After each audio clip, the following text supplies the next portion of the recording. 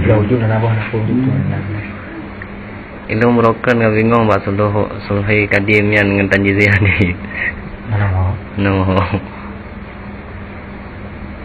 Lalu kadim yang mana pergi ya layak patut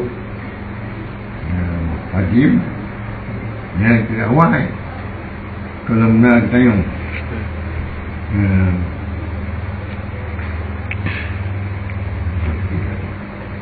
mana pergi hadir layak patut kerana kan hadapan kita yang lesni nyo tanjili hadir nyo rezeki nyo belum nanti alam nyo sukut saduhi kadi ya ba Allah Taala kan sempurna kan ya ba kita nyo hana sempurna mufung tan punya kelete home balik ni yan home